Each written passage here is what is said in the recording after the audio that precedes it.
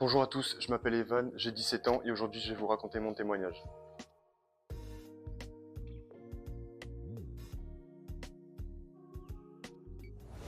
Alors pour commencer, je suis né dans une famille chrétienne, donc j'ai toujours été habitué à aller à l'église le dimanche, de prier, de lire la Bible, etc.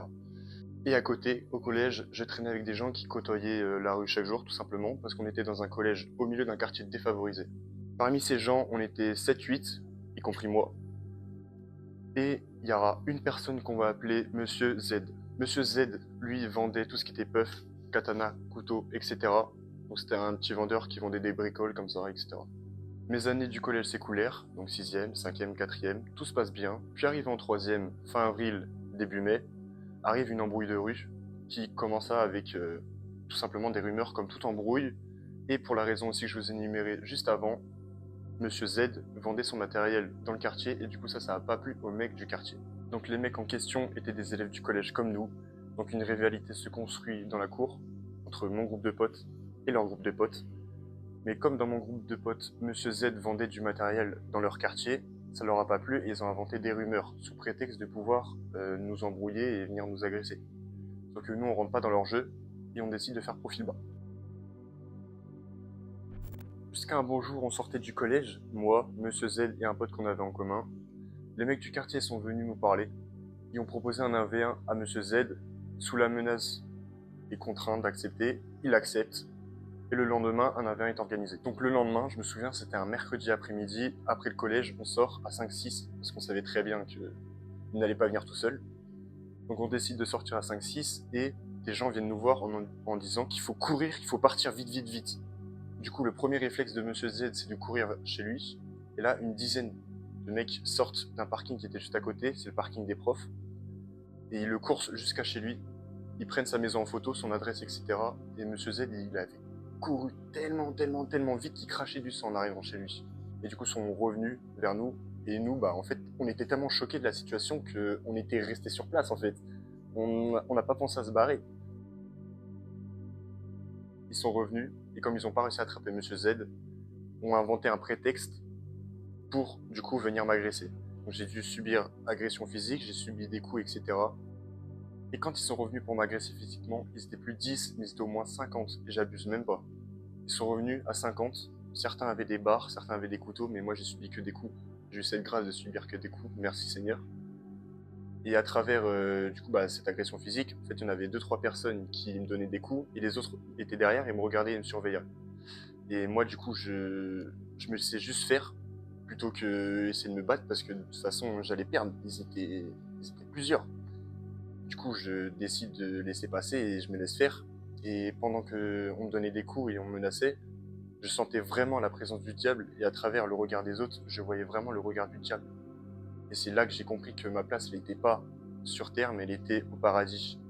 Et que je devais arrêter de me donner un genre, une personnalité que je n'étais pas, en fait, tout simplement. Parce que je prenais la personnalité de mes amis, et je me l'appropriais. Et la semaine qui suit a été très très très longue. J'ai senti une atmosphère pesante. Tout au long de cette semaine, je stressais à mort. J'étais en panique. J'avais super peur. J'ai ressenti une peur et un stress que j'avais jamais ressenti avant. Il y a également en plus, les mecs de quartier nous menaçaient et nous oppressaient tout au long de cette semaine. Les 2-3 premiers jours, je faisais confiance qu'à mes amis pour sortir de cette galère, mais ça marchait pas. Du coup, je me suis tourné vers Dieu. Dieu me parlait, et moi je parlais à Dieu, et je faisais confiance qu'à Dieu. Et un jour, pendant cette semaine, je suis rentré chez moi, et en rentrant chez moi, j'ai vu sur un tableau à l'entrée un prospectus écrit "Je t'aime" et une photo de moi petit dessus. De là, j'ai compris qu'il fallait faire confiance qu'à Dieu, et j'ai commencé à placer ma confiance en lui. Et une fois que j'avais compris qu'on devait faire confiance qu'à Dieu, le reste de la semaine, j'ai commencé à me tourner vers lui, et j'ai regardé des vidéos sur internet, notamment celle de Gospel, celle que j'ai le plus regardée. Et ces vidéos-là m'ont procuré tout simplement la paix de Dieu, une paix que je ne pourrais expliquer.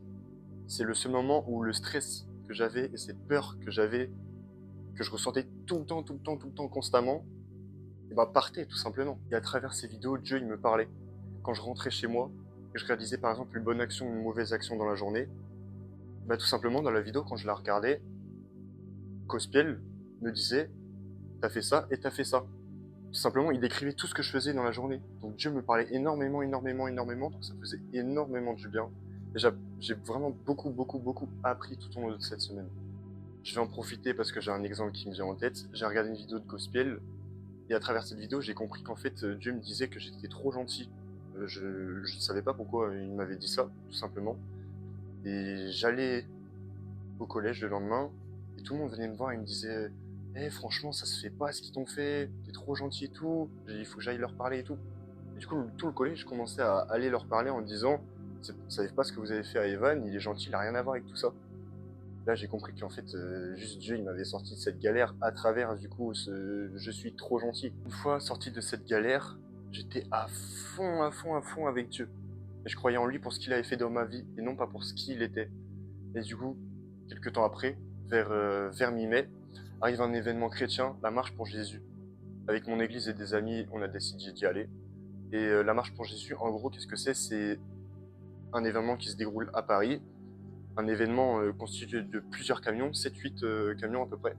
Et chaque camion a un style musical. Par exemple, un camion c'est de la louange, un camion c'est du rap chrétien, un camion c'est de l'afro-chrétien. Et du coup, on y a été. Et à travers cet événement, j'ai vraiment senti la présence de Dieu, l'amour de Dieu et sa paix. Et j'ai compris qu'en fait, ma place était réellement au paradis et qu'elle n'était pas sur terre. Et j'ai compris réellement qui était Dieu en fait. Un Dieu d'amour, un Dieu de paix, un Dieu de bonté. Donc j'ai décidé de me baptiser en juin 2022 et Dieu m'a appelé à faire des vidéos sur internet. Donc vous allez être habitué à voir ma tête sur les réseaux. Là, je raconte mon témoignage, mais plus tard, je ferai des vidéos. Je parlerai de Dieu avec humour, attention. Donc voilà. J'ai dû censurer quelques parties de mon témoignage parce que c'est un aspect un peu trop privé où j'en parle sur les réseaux, mais j'espère que mon témoignage vous a plu. Et moi, je vous dis à la prochaine pour un nouveau témoignage ou un concept YouTube. C'est ciao.